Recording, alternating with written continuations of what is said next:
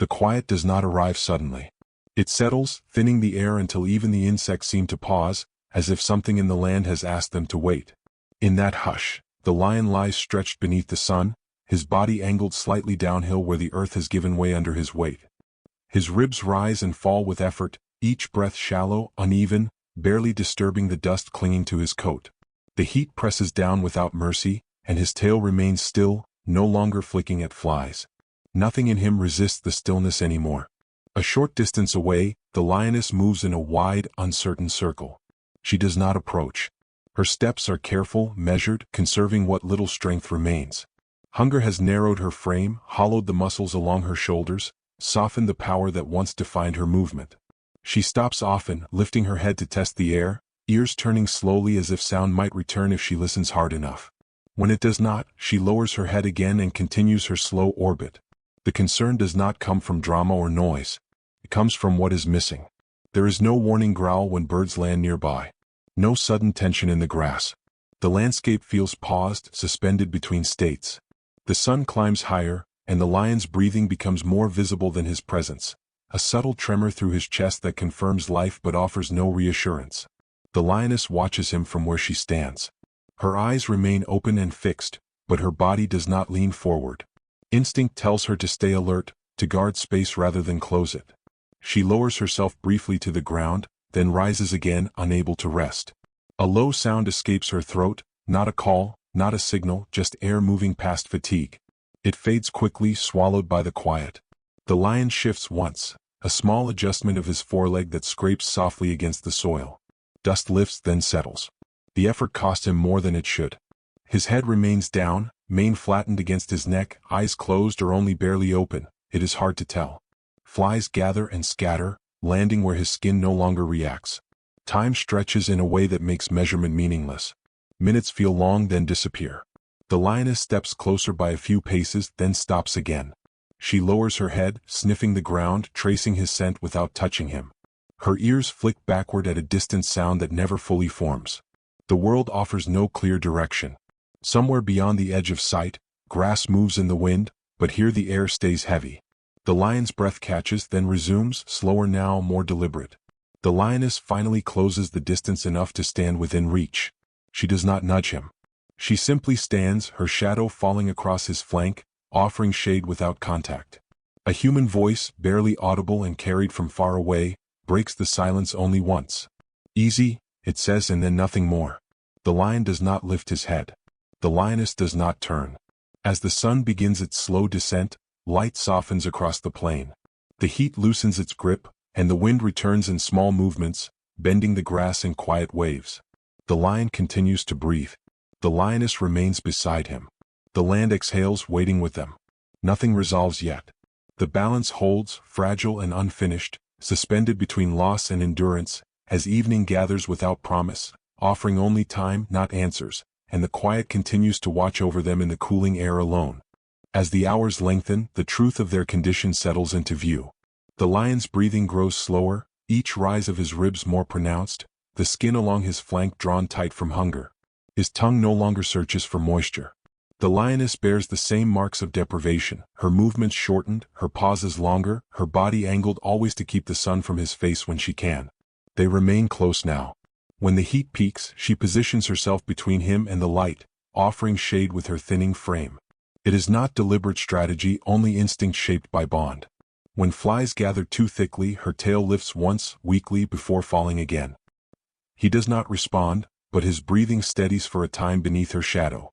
There is no sign of the pride. No distant calls answer the low wind. The space around them feels emptied, as if the land itself has withdrawn its company. Isolation presses harder than thirst. The lion attempts to rise once, forelegs trembling as weight shifts forward, but the effort collapses before it becomes movement. Dust clouds briefly, then settles back onto stillness. The lioness steps closer, standing firm, her body squared toward the open plain. She watches constantly. Not searching for food, not scanning for rivals, only holding the perimeter of his remaining space. Her ears track sounds beyond sight, and when something unfamiliar reaches her, her posture stiffens despite exhaustion.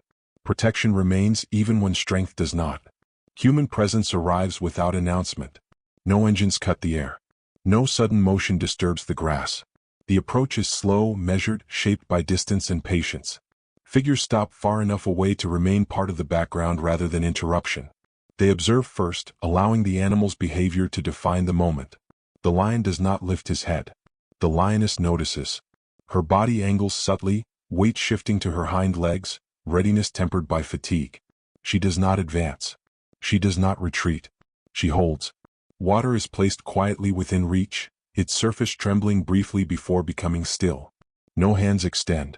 No voices rise. Only one soft line carries across the space, barely louder than breath. You're safe. The words fall without demand, without expectation, and dissolve into the air. The lion's nostrils flare faintly.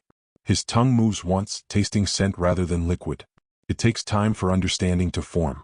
The lioness lowers her head to the ground, then lifts it again, reassessing the changed shape of their world. Trust does not arrive quickly. It inches forward, as fragile as their remaining strength. Light begins to soften as afternoon bends toward evening. The wind returns in gentle pulses, lifting the grass around them. The lion remains grounded, breathing still present. The lioness stays upright, guarding the narrow circle they share. Between fading light and quiet restraint, the bond holds, small and persistent, waiting for whatever the next hour brings. Nothing else changes, but the waiting deepens, steady and unbroken as daylight thins further slowly. The man does not come closer all at once. His movement unfolds in small increments, each step placed with care, each pause long enough to let the land settle again. He keeps his body angled slightly away, not presenting himself as a barrier or a threat, only another shape in the open. The distance between them remains deliberate, wide enough to allow retreat, close enough to be noticed. The lioness sees him immediately. Her ears lower, flattening against her head, and her spine tightens as if a cord has been drawn through her body. She does not growl. She does not advance. Her muscles hold tension without release, a readiness that has nowhere left to go. The lion remains where he is, breath shallow but steady, his head lifting only a fraction before sinking back down. The man lowers himself slowly, bringing his height closer to the ground. He sets the food down well short of their reach, sliding it forward with care before withdrawing his hands completely. Nothing is offered directly. Nothing is forced into their space. The choice is left open, visible, patient. The smell reaches them first. The lion's nostrils widen slightly, drawing in the unfamiliar richness. His jaw tightens then loosens. Hunger stirs, not sharply, but with a dull insistence that has lived in his body for days. The lioness turns her head, scenting the air, then looks back at him, her gaze brief but steady. She steps half a pace forward, then stops. Silence stretches again. No one moves. The man remains still, his eyes lowered, his hands resting on his knees. His breathing slows, matching the quiet he has entered. One soft line escapes him, barely carried on the air. It's okay. Nothing follows it. He does not repeat himself. The lioness shifts her weight, claws pressing lightly into the soil. Her tail moves once, a restrained motion that does not signal intent, only strain. She does not approach the food. She positions herself slightly in front of the lion, not blocking his view, but placing her body where it has always belonged in moments of uncertainty. The lion lifts his head again, this time higher. His eyes open more fully, focusing past the food, past the man, scanning the edges of the space for consequence. There is none. No sudden movement. No closing in. The world remains as it is. Minutes pass without change. The sun lowers further, light thinning into softer tones. The man does not reclaim the space he has given. The animals do not take what has been offered. Still, something shifts, almost imperceptibly. The tension in the lioness's shoulders eases by a fraction. The lion's breathing evens, no longer hitching between breaths. Trust does not arrive as confidence. It arrives as pause. The lion extends his neck slightly, stretching forward until his nose is closer to the scent than before. He does not eat. He only holds there, suspended between need and caution. The lioness remains still, her eyes never leaving the man, her body alert but no longer coiled. The man waits. In that waiting, something fragile holds its shape. No one advances. No one withdraws. The space between them remains intact, defined not by fear, but by mutual restraint. The land continues to breathe around them, grass moving softly in the evening wind, insects returning in quiet numbers. Nothing is resolved yet. But the pause endures, steady and deliberate, and within it, the first shape of trust begins to form. not as assurance but as shared calm, carried gently into the cooling air as daylight continues its slow retreat. The change does not announce itself. It appears first as a detail that does not fit, a subtle shift in the way the lioness stands when she settles her weight. Her abdomen moves differently now, rounded in a way that hunger alone cannot explain. When she breathes, there is a carefulness to it, a guarding that has nothing to do with the man or the open plain. Her flanks tremble faintly, not from fear, but from effort held too long. Those watching do not move closer. They notice and they wait. The lion remains on the ground, his attention drifting in and out, but the lioness no longer circles him. She lowers herself slowly, then rises again, unable to find rest. Her tail flicks once, then again, brushing the dust as her body tightens around something unseen. The truth settles gradually. Pregnancy carried quietly through starvation and thirst, hidden by the same gauntness that nearly erased her strength. Her body has been doing more than surviving. It has been holding life, reducing itself piece by piece to protect what it could not abandon. Her breathing changes. It deepens then shortens. She steps away from the lion for the first time, only a few paces, choosing a shallow hollow where the earth dips and the grass thins. She lowers herself there, muscles shaking as they release. The lion lifts his head, alert now despite exhaustion, eyes fixed on her movement. No one intervenes. No one reaches for her. The space remains open, respectful, wide enough for instinct to lead. The lioness presses her body low, sides drawing inward, then expanding again. A soft sound escapes her, brief and involuntary, carried no farther than the grass around her. The man remains where he is, still and silent. One quiet line leaves him without intention. Easy, girl. It is not instruction. It is acknowledgement. Time bends. The light continues to fade, turning the world amber and soft. The wind passes through the hollow, cooling the ground beneath her. Her muscles contract again, more force this time, and her head lowers until her chin touches the earth. What follows feels almost impossible against the weight of what came before. A small movement, barely visible at first. Then another. Life arriving without ceremony, without sound beyond the rhythm of her breath. A cub, darkened by birth, fragile and still for a moment that stretches too long. The lioness turns immediately, strength gathering from somewhere beyond her visible reserves. She reaches with her tongue, cleaning, stimulating, coaxing motion where there was none. Her focus narrows completely. The lion watches, unmoving, his breathing forgotten as the shape beside her shifts. The cub stirs. A faint movement, a twitch of limb, a breath drawn shallow but real. The lioness lowers her head over it, shielding it instinctively from open air, from sight, from everything. Her body curves around the small form, creating space where safety can exist. Nothing else matters now. Not the food placed nearby. Not the man waiting in stillness. Not even the failing light. The rescue has changed shape without warning. What was meant to preserve life has become witness to its arrival. The lion exhales slowly, his body settling back into the ground, eyes never leaving them. The lioness remains curled around the cub, her breathing uneven but steady, her exhaustion transformed into purpose. The land holds the moment gently. As the sun sinks fully, the grass darkens and the wind carries the first night sounds across the plain. In the hollow, a small body presses closer to warmth, and the lioness stays still, guarding the quiet miracle beneath her ribs as darkness arrives softly, without interruption. Days do not restore everything at once. They return strength in fragments, measured and uneven.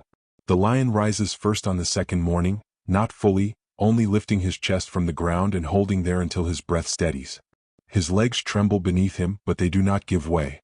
When he lowers himself again, it is with intention, not collapse. The lioness watches, her body still curved protectively around the cub, her head lifted higher than before. Water is taken cautiously now. Food disappears slowly, no longer untouched. The lion eats in short intervals, pausing often, lifting his head to scan the open space before continuing. His ribs remain visible, but the sharpness has softened. His breathing no longer labors against his chest. The lioness eats last, always after the cub has fed and settled, her attention never straying far from the small shape pressed against her belly. The cub's presence changes the rhythm of everything. It moves in brief, uncoordinated bursts, guided more by warmth and scent than sight. Its sounds are small and infrequent, thin threads of life woven carefully into the quiet. The lioness responds to each movement with gentle precision, adjusting her body, lowering her head, drawing the cub closer without haste. Exhaustion still lives in her muscles, but purpose now moves alongside it. Human figures remain at a distance. They come less often, and when they do, they stay farther away. Nothing new is placed on the ground. Nothing is taken. Their role thins until it becomes observation only, then less than that. One final pause, one last look taken from afar, and then they withdraw completely, leaving the space unaltered. The land fills the absence easily. On the fourth morning, the lion stands fully. His legs hold. He takes several steps forward, slow but deliberate, then turns back. The lioness rises with more effort, the cub tucked carefully beneath her, pressed close as she moves. Her steps are short, protective, but steady. She does not look back. They begin to walk. The pace is unhurried. The lion leads by only a body length, stopping often, waiting without signal.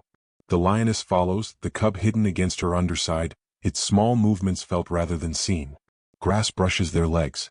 The wind carries familiar scents again. Somewhere in the distance the land opens wide. There is no fanfare. No sense of ending. Only continuation. As they move farther into the open plain, the space they leave behind closes gently. Footprints soften in the dust. The hollow where life arrived returns to grass and shadow. Nothing remains to mark what happened there. The sun lowers behind them, casting long light across their path. The cub shifts, pressing closer to warmth. The lion lifts his head slightly, testing the air ahead. The lioness follows without hesitation. In the quiet that gathers at the edge of day, gratitude does not announce itself. It settles instead, carried forward in steady steps, in lifted heads, in the soft, persistent movement of life returning to the land, unnoticed by all but the wind and the fading light.